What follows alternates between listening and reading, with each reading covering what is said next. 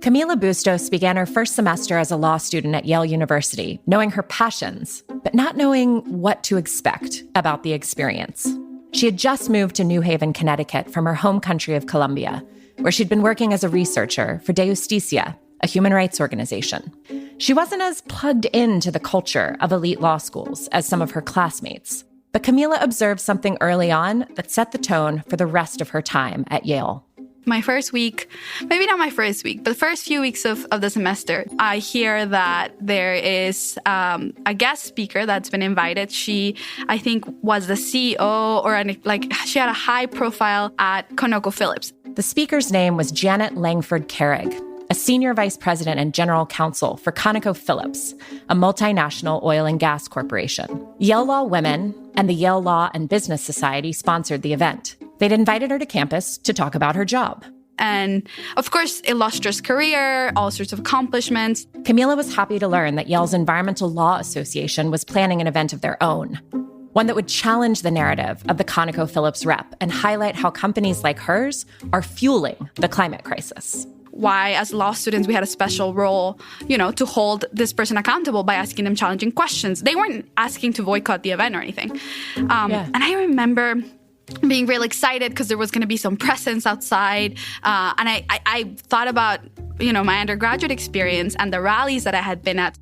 Camila was picturing chanting, singing, megaphones, colorful cardboard signs with climate justice slogans. We were just, I don't know, I was getting excited. But she quickly learned that the way law students protest was nothing like the demonstrations that she and her friends had participated in as undergrads. Now, obviously, law schools are not like that. Law schools are sterile in many ways, and there are places where people carry themselves diplomatically at all times. And so the action was not really an action. It was two law students handing out brochures at the entrance of the event. And people there was free lunch, right? So they would look at the brochure, kind of nod, and just go inside the room. And I was like, what is happening? I mean, this is 2018? And I'm like, these students are not even fazed by any of this. In an instant, Camila's excitement had been replaced with something else: deflation and doubt. I felt sad, honestly, and I was like, was this the right move for me? Was law school the right move for me? So, I mean, that's a very, anecdotal personal experience, but I know many of us have had that in the classroom, in extracurricular activities, where we bring up climate and they're like, oh, that's cute, the environment. And we're like, what?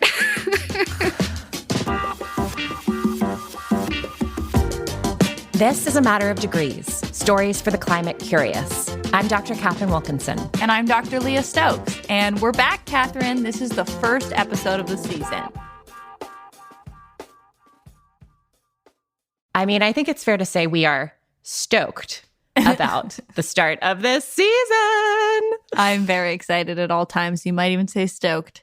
So, Katharine, you are doing the first episode. And what is this episode all about? Lawyers who don't take climate change seriously enough?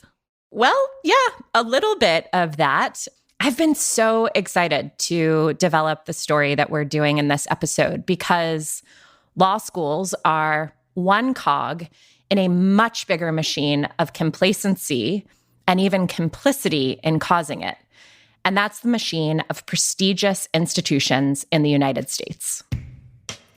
I think most of our listeners are aware of the fossil fuel industry's culpability when it comes to the climate crisis. And as public awareness increases, signs indicate that it has become increasingly difficult for oil and gas companies to attract and retain top-tier workers, especially folks who are just starting their careers. And that makes sense, right? People don't want to sign up for an industry that is maybe dying and maybe killing a bunch of other things along its way out. A 2017 report from consulting firm Ernst & Young said it clearly. They write, while some of these perceptions, especially among teens or college students, may evolve with more real-world experience, they still point to a significant challenge for oil and gas companies competing for high-value talent to lead them into the future. That's my consulting firm report voice, Leah. Very nice, very nice. So it seems like these companies are struggling to get talent because they don't really have a good look right now, do they? Yeah, they don't have perception on their side, for sure. And what's interesting is that without saying it explicitly, the Ernst & Young report actually points to something else, that there is kind of a shadow fossil fuel workforce out there in the world. A shadow workforce in the fossil fuel industry. Okay, tell me more, Katharine. What is that all about? So beyond fossil fuel companies' actual employees, the industry taps into broader networks of talent through various professional services, PR and advertising agencies, law, consulting, investment firms, all of these different professional institutions that seem like they aren't connected to the fossil fuel industry, but they're actually supplying them with really critical things: creative work, business strategy, legal representation, financing. It's a whole bunch of stuff that oil and gas companies would have a really hard time surviving without. And on the one hand, these firms are clearly aware of the climate issue. But on the other hand, they are absolutely fine with taking on fossil fuel clients, including, as the EY report goes on to say, help oil and gas companies overcome the challenges of attracting talented young employees and help them deliver a workforce that is skilled, committed, and ready for tomorrow's challenges. And I'm not kidding, Leah. The title of the report is How Do We Regenerate This Generation's View of Oil and Gas? I love it. Regenerate. That's very much a environmental, climate world, lefty kind of word. And here we are seeing how we can regenerate the fossil fuel industry. Pretty funny. Yeah, they're like, just a little composting should do it. So interestingly, here's another layer of the story. Many of the firms that are rated among the most quote unquote prestigious places to work are also the ones that are the most entangled with the fossil fuel industry.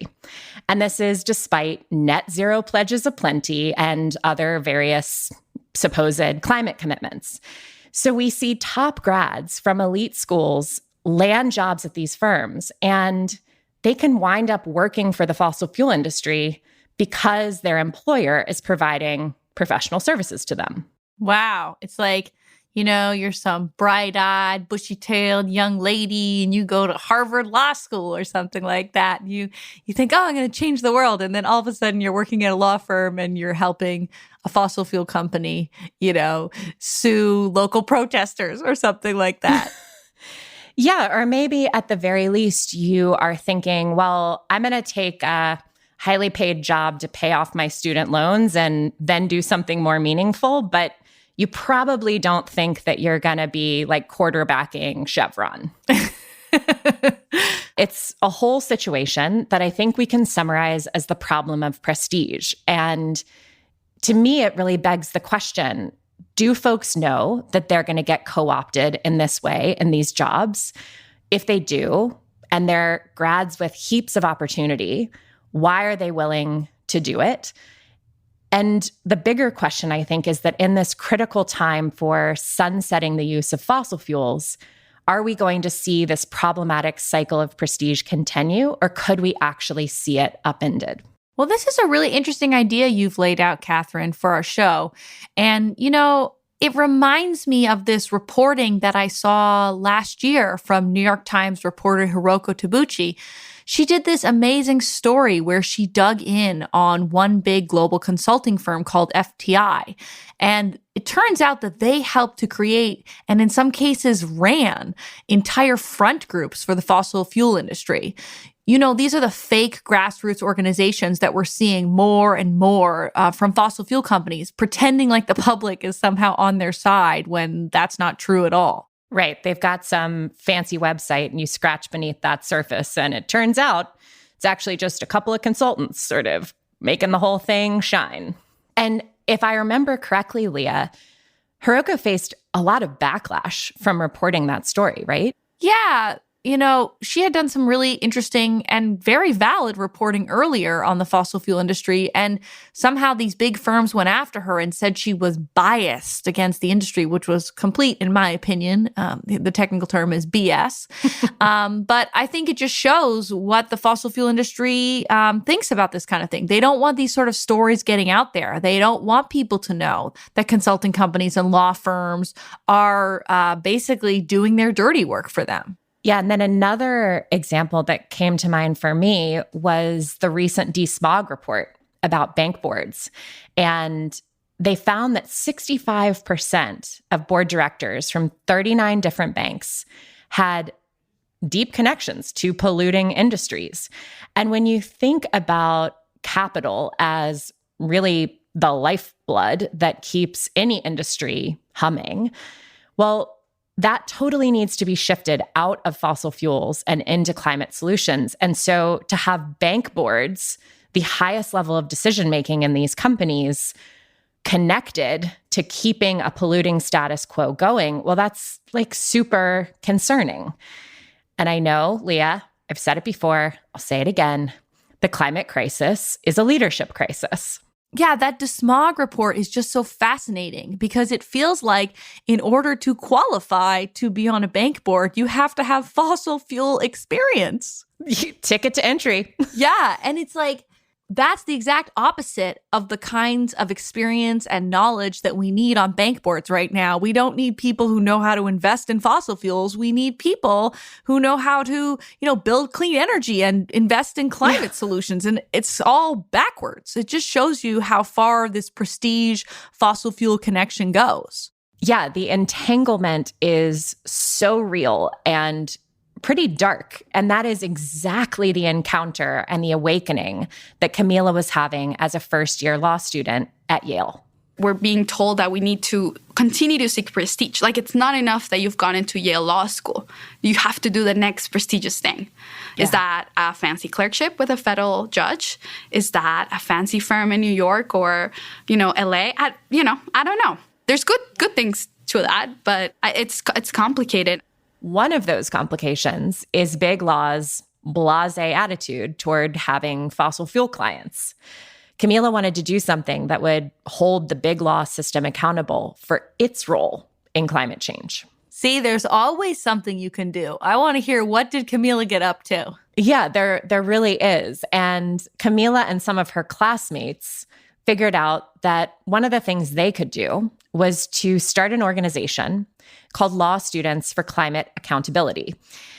They designed the organization to really shine a light on the fossil fuel entanglements that these major prestigious law firms have. And one of the first actions they decided to take was one that they knew lawyers hailing from elite institutions would be likely to respond to. They gave them all grades. It's quite brilliant, actually. They decided to create a scorecard for the nation's top law firms on climate change. And they drew on two different things. They took something that's existed for a while called the Vault 100 law firm rankings that top students from top law schools look at to think about, where's the best place for me to launch my career? What firm is the best firm? And then they took a bunch of publicly available data about the business practices and the clients of those firms, and they gave them a grade from A to F. A climate grade. I did a report like this recently for utilities, and I actually heard it ended up in a very senior utility meeting. So these folks pay attention to these A to F grades. What did the process look like in her case? Well, it involved a lot of spreadsheets. Spreadsheets are secret weapon in the climate fight. Exactly. And in this case, they drew on the database for climate litigation that's housed at Columbia University. There were, I think, about 7 people working on the project. They spent a lot of time really rigorously figuring out what criteria is the most important, what weight to give to the different criteria, right? Because there's always some degree of subjectivity about how much do you value doing work for renewable energy companies, for example. Where does fossil fuel gas fit into the evaluation? And after months of work and being really thoughtful about how they put the analysis together, the day finally came to release the scorecard. We launched the scorecard, and at that point, it was just, let's see if this gets circulated, and let's see what feedback we get, at least from, the usual suspects in our climate community. And I think immediately the response was overwhelmingly positive. Like, I was receiving texts, emails, Facebook messages, Twitter inbox messages, basically saying, this is incredible. Like, amazing. Your work and your colleagues' work is incredible. So that was kind of the first reaction. In the end, just 4 out of the 100 Vault firms got A's. 26 got big, fat F's. And the report also concluded that Vault 100 firms worked on 10 times as many cases exacerbating the climate crisis as cases addressing it. And those firms were the legal advisors on 5 times more transactional work for the fossil fuel industry than for the renewables industry. Wow. Yeah, not really a pretty picture. And I thought that this might be a nice time, Leah, to get you to play a game. Ooh, fun. Little levity. So our producer, the one and only Jamie Kaiser, went through, and we love Jamie. So she went through and she compared the Vault rankings against the Climate Accountability Scorecard. And I want to see if you can guess what grade these firms received. Okay, we're going to start at the tip top of the Vault rankings. The very first firm on the list is called Cravath, Swain and Moore, and it's one of the nation's oldest law firms. And the bio that they have on the Vault website says Cravath has settled on a lean and mean approach to world dominance with 2 strategically placed offices in New York and London. Wow, world dominance. Okay, well, if they're going to try to dominate the world, they may not care too much about climate progress. So I'm going to guess they got a D. I'm sorry to tell you, it's even worse than that. Oh, no. They failed. Dun, they dun, got an dun. F. Dun, dun, dun. Okay, round 2. Gibson, Dunn, and Crutcher. They are ranked at number 9 in the U.S., and Yale Students for Climate Accountability actually ran a campaign against Gibson Dunn called #DoneWithDunn, D-U-N-N, because their climate track record is abysmal. And they zeroed in on them largely because they represented the Dakota Access Pipeline. Not really great company to be keeping. So, Leah, what do you think they got on the scorecard? Well, you kind of gave me some hints there. I think I got to go with an F this time. Yep. They definitely failed. And so third, we're going to go with Sullivan and Cromwell. They're number 4 on the Vault list, and they have some of the biggest corporate clients in the world. Their Vault bio says, big law powerhouse Sullivan and Cromwell has followed, if not created, the blueprint for legal success. Oh, that's like my hashtag too. I didn't just follow, I created the blueprint for success. That's what I tell everybody. So I think if they're really focused on all that stuff, they're probably not up with the climate future. So I'm going to go with another F. Yeah. Oh, I think you're sort of picking up here, Leah. There's you're a giving bit me all of the a Fs. theme. What about some A's? Come on, Catherine. We need some happy news. Okay, I know it might sound like we're cherry picking here, but get this.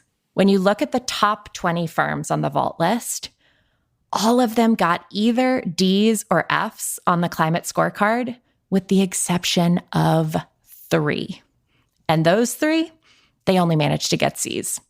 So truly, much of the nation's tip-top legal talent, it's doing the bidding of the fossil fuel industry. It's mind-boggling.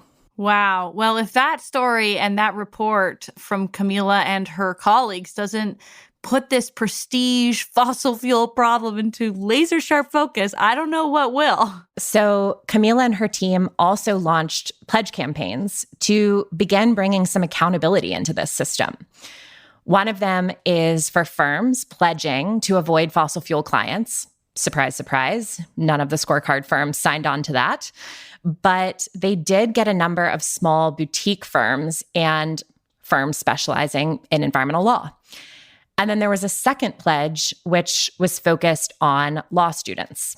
And it was essentially saying, I will not work at these firms, or I will do my best to not work at these firms. And if I have to work at these firms, I will consider this in my decision-making process. It's the pull to join these firms that's so interesting to me. I assume that after taking out an arm and a leg in loans just to get through law school, getting one of these coveted spots at a big firm, which comes with a high salary, seems pretty appealing. Yeah, and Camila spoke about the very real financial pressures that people feel and the complexity of the decision that they have to grapple with. It's tricky, and this is the legal industry. The way it works is that most of us have to get loans. That's the only way you can afford the absurd cost of legal education in the U.S. It's different in other countries, but because of how it works. And so we are facing hundreds of thousands of dollars in debt. And again, if you have family that can just pay that for you, that's wonderful. And you're free to really choose and be free in that decision.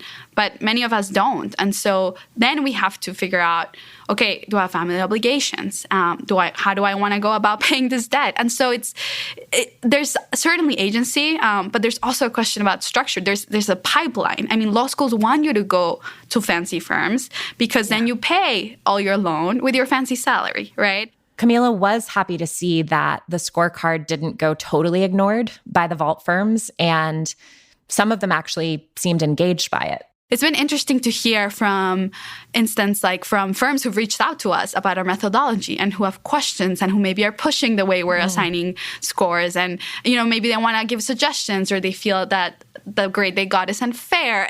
And again, I think it's been interesting because I think it speaks to the impact, which sometimes is hard to measure on these things because it's so many of it happens in conversations, in conference rooms that we don't have access to. So I asked Camila, what could these firms do to raise their failing grades? First, increasing renewable portfolio. I think that's an easier ask than asking them to drop a client, if we're being realistic. Of course, in my ideal world, they would drop their representation of Exxon immediately and any other fossil fuel clients, and they would stop partaking in this litigation against, counties and municipalities and states that are trying to hold the fossil fuel industry accountable. Because that's also part of it. It's like you're not just being neutral here. You're literally taking a side and being paid to do so. So can we at least, step back? Phasing out fossil fuel work, increasing their renewable portfolio, and thinking about climate change and sustainability in broader ways. It's not about recycling your office. It's not about having LED light bulbs. That's all great. Right. Energy efficiency, we love to see it, but that's not enough, right? Yeah, but welcome to the year 2001. Exactly.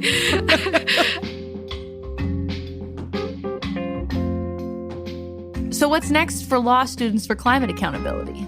Well, Camila just graduated from Yale. She's not at one of the vault firms. You may be shocked.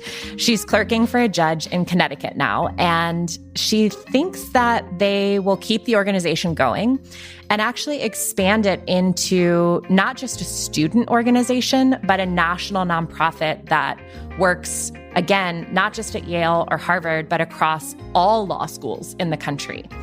And even though in many ways law school culture conditioned her to respect the rules and follow process, she's going to continue getting out there and being an activist.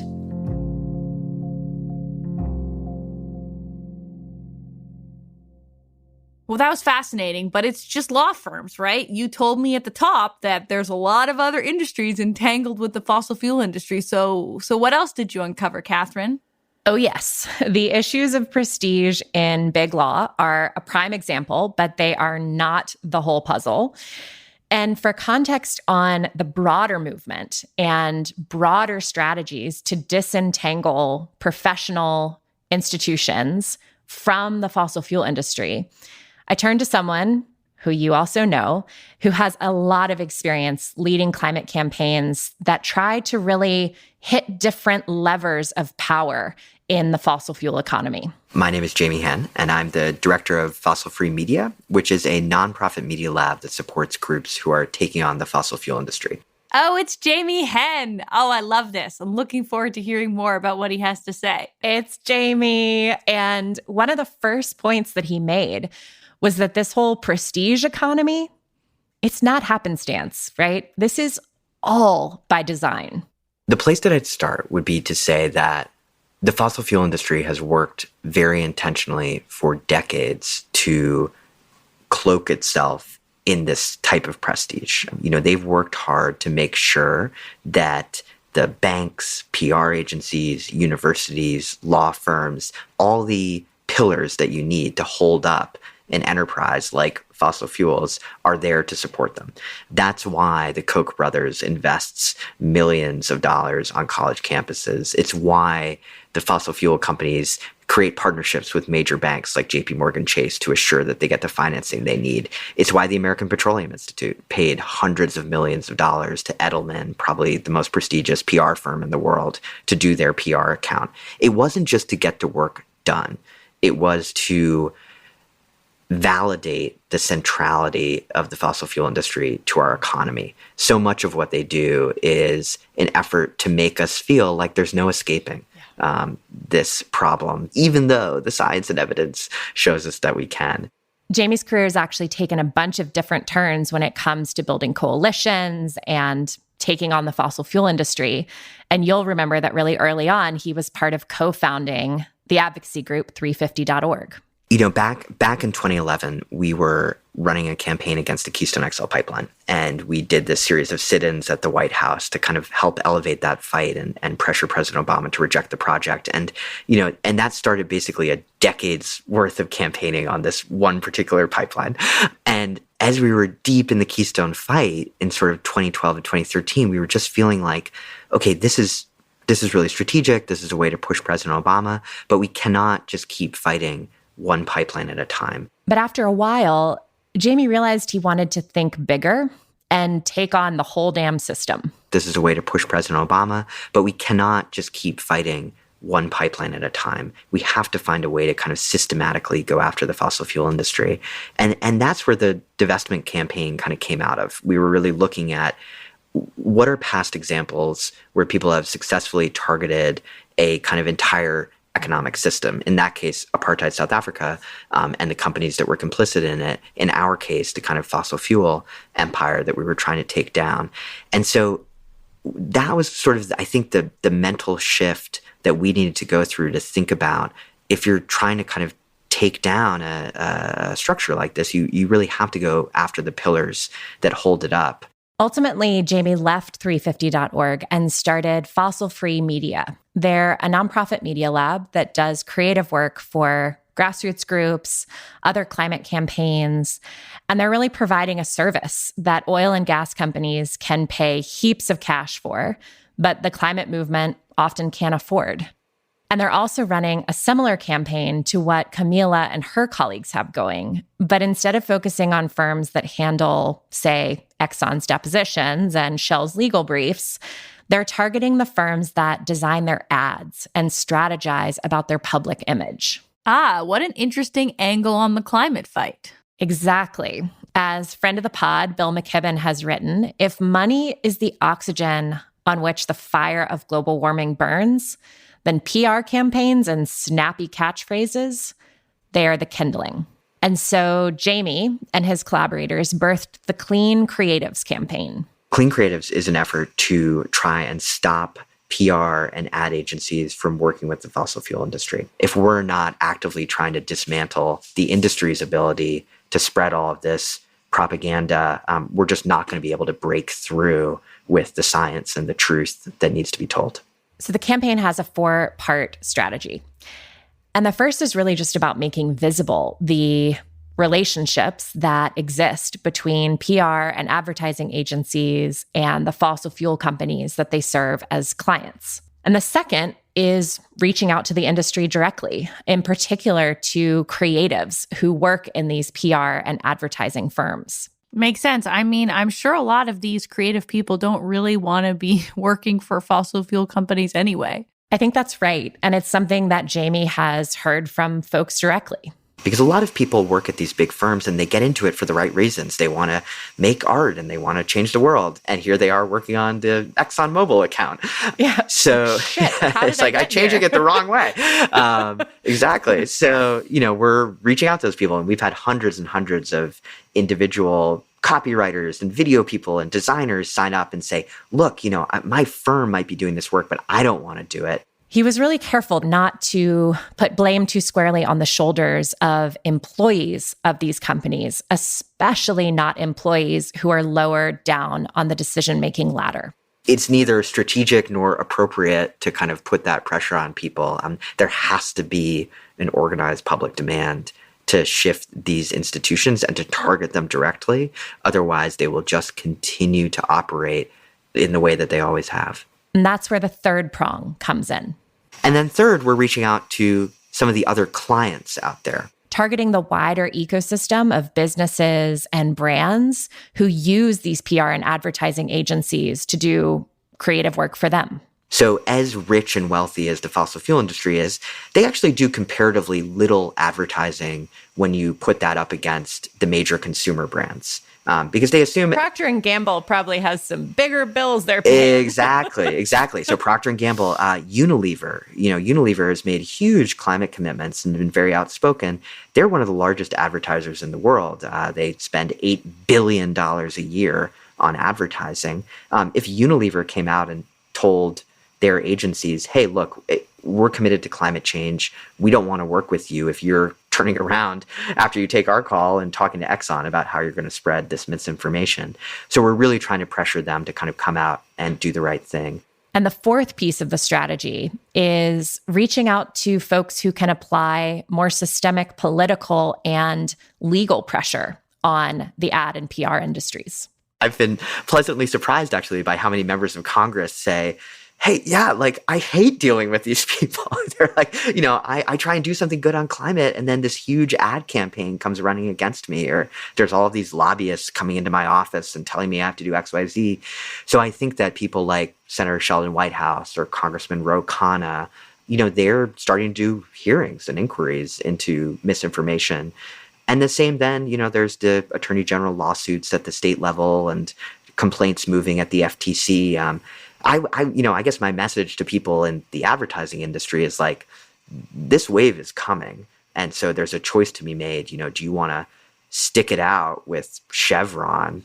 Maybe they're paying you 10 million, 100 million bucks a year, but the economy in the world is shifting. And I think that advertisers, again, there's no reason why their business doesn't depend on working with oil and gas companies. They could make the switch. And I think we're appealing to both the angels of the better nature and the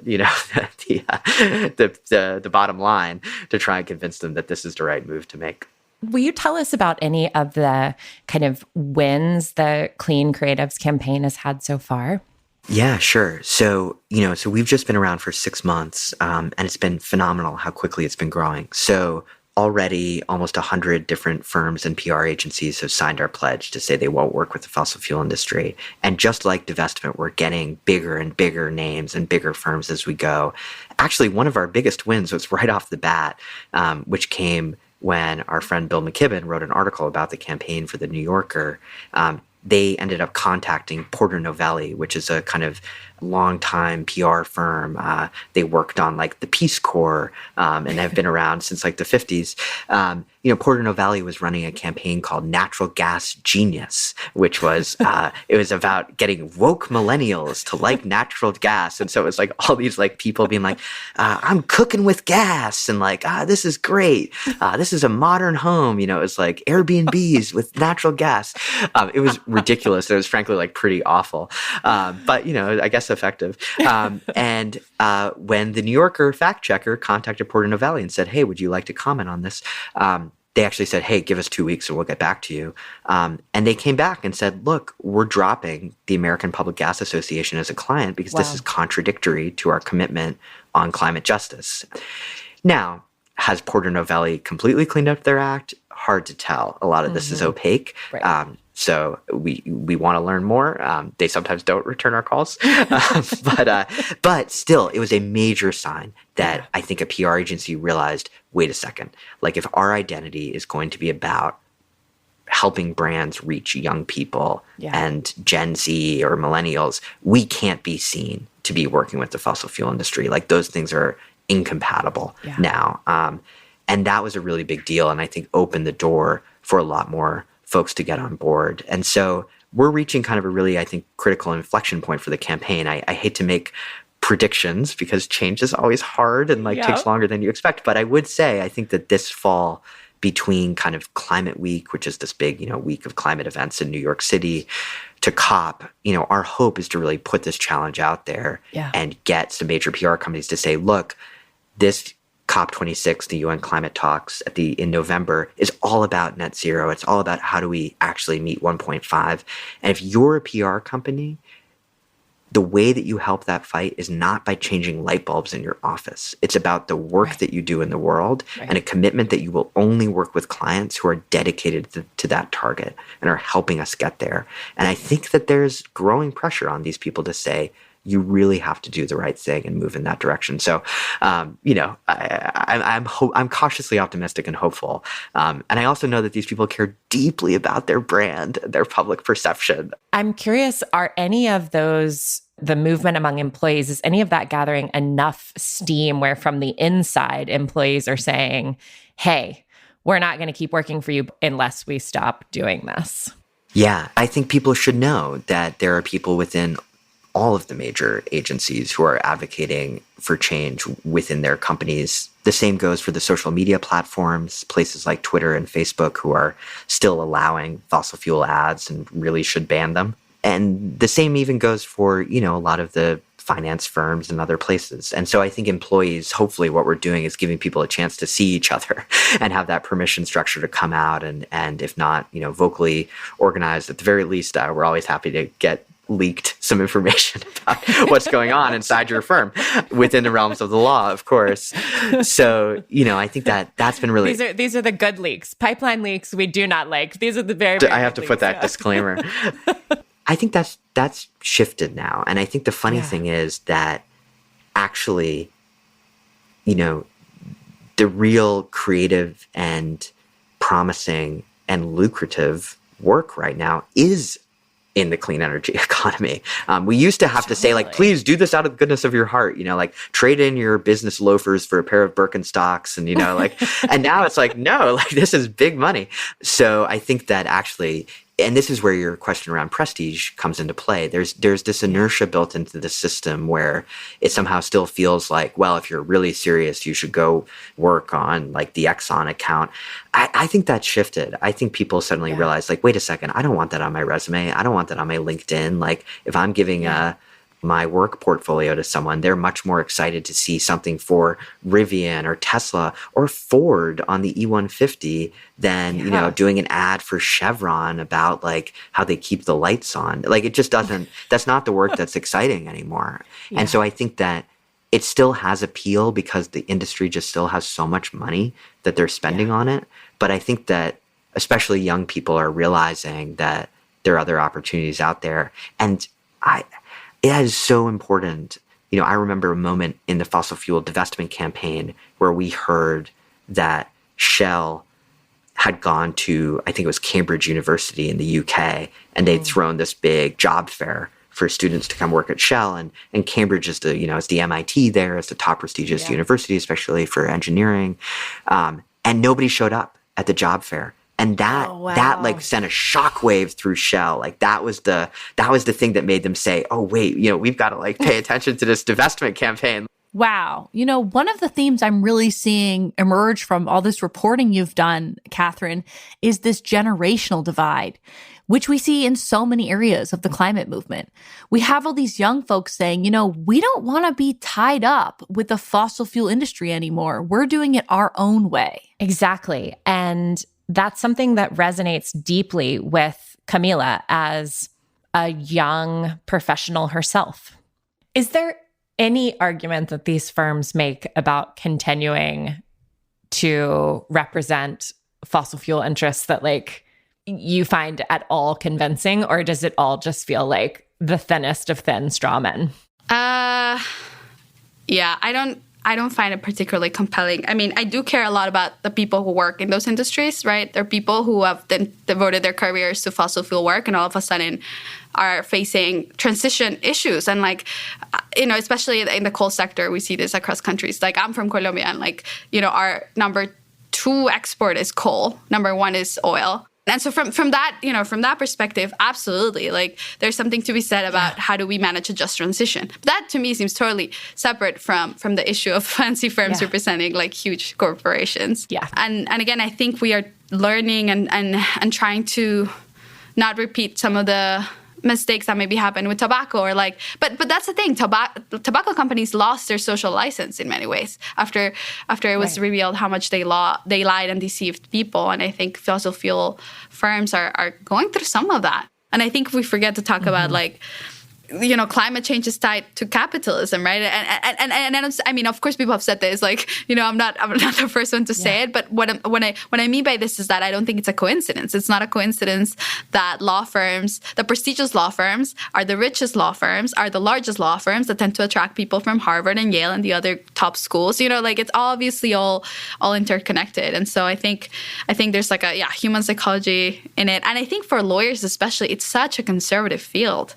I mean, even within folks that are progressive or whatever, liberal, you want to call them, it's a conservative field. It attracts people who are risk averse. It attracts people who believe in the system, who believe there are rules, who believe in our judicial system in many ways. And I think my generation believes in it. Of course, we've gone through law school. We think there's a role for law and lawyers.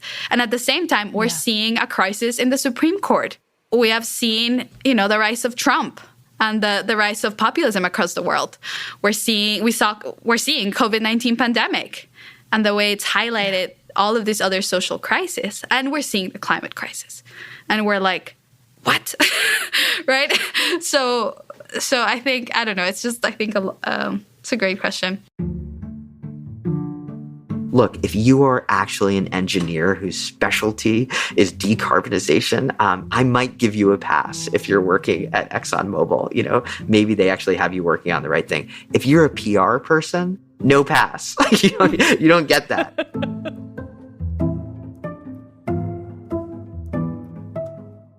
So what do you think, Leah? Have I convinced you that prestige is a climate problem, that the hustle for elite careers creates blinders or even complicity? Yeah, it's been a pretty fascinating episode, Katharine. So many people, they're just focused on their own little corner of the world, right? How am I going to gain power or get a really fancy job or, do what's right for my family? And I can see why people do that, but there's a bigger thing happening here in so many ways. We have a climate crisis making our planet unlivable. We have an income inequality crisis. We have a racial justice crisis. There are these bigger problems in society, and people can sometimes think that's not my job to fix those problems. But when we hear the story of someone like Camila, it's really inspiring because she said, you know what? It is my job to address this problem. And she even potentially, risked her own career in some ways by sticking her neck out there and making that really interesting report about law firms.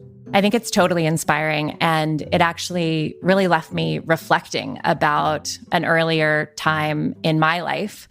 After grad school, I spent about 2 years at one of those fancy management consulting firms, not FTI, but that is another story for another time. But what I really recall is this culture of incredible anxiety among employees. There was constant grading, constant ranking, up or out, promoted or you're gone.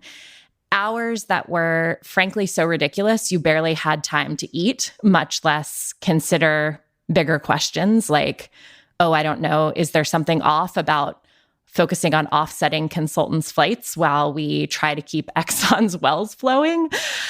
And even if you did, right, even if you did grapple with those questions, good luck raising them in some all-powerful partner group who, the thing that they are there to do is revenue. I was never asked to work for a fossil fuel client, and I'm honestly not sure what would have happened if I'd said no. But I look back and think, why didn't I speak up about the entanglement more generally? Why didn't I say anything about the conflict between creating climate strategies for some clients and keeping oil and gas going for others? And in part, I actually became quite depressed when I was there. But in part, I also just didn't believe I held or could build any power in that system. And I think that's where Jamie's work and Camila's work is so exciting, because they're creating that sense of a bigger collective. And I wonder, if there had been something like a Clean Consultants campaign, maybe that would have been different, right? Maybe that could be different for others in the future. Yeah, Katharine, sometimes when we're in a job, we're just trying to get through each day or each week, it can be hard to reflect on the bigger systems that we're part of. But I feel like Jamie and Camila are really inspiring, because these are people who kind of looked up from their desk and said, wait a second, what is the world I actually want to create? And took on responsibility to try to make that world happen. So Leah, you know that I am a notorious word nerd, and my most favorite website of all websites, bookmark this, people, etimonline.com. You mean like etymology.com, basically? And you can put in any word. And so when we were starting to think about this episode, I was like, what is the root of the word prestige? And it actually comes from the Latin for delusion or illusion.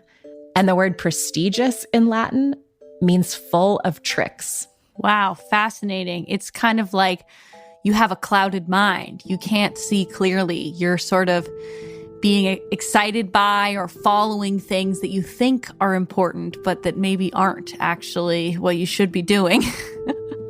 Totally. And the system of elitism and prestige is really clouding. And I think the reality is that we all are living in this liminal time.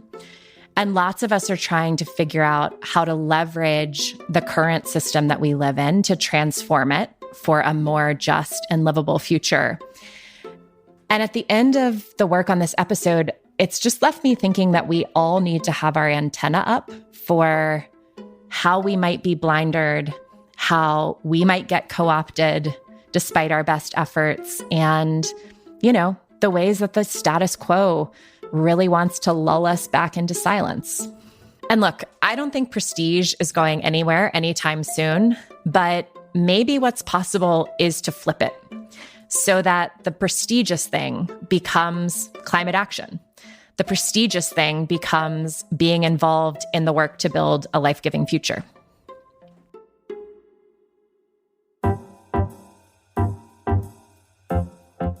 A Matter of Degrees is co-hosted by me, Dr. Leah Stokes. And me, Dr. Katharine Wilkinson. We are a production of Postscript Media, podcasts for a changing planet. Jamie Kaiser and Dalvin Abuaji produce the show. Stephen Lacey is our executive editor. Sean Marquand edited, mixed, and composed our theme song, and additional music came from Blue Dot Sessions. The show art was designed by Carl Spurzum, and our website was designed by Caroline Hadalak-Sono. A special thanks to our funders and supporters who make this show possible. Big thanks to the Sunrise Project, Northlight Foundation, McKnight Foundation, the 11th Hour Project, and Bloomberg Philanthropies. A big shout out to UC Santa Barbara Dean of Social Sciences, the one and only Charlie Hale, who is not only a fan of our show, but a big supporter of making it happen. And thanks also to Lacey Oliveira, Val Kwan, and Claudia Diaz for all their support. If If you're digging the show, please hop onto Apple Podcasts and give us a 5-star rating or leave a review. 5 stars. And come back soon as we tell more stories for the climate curious.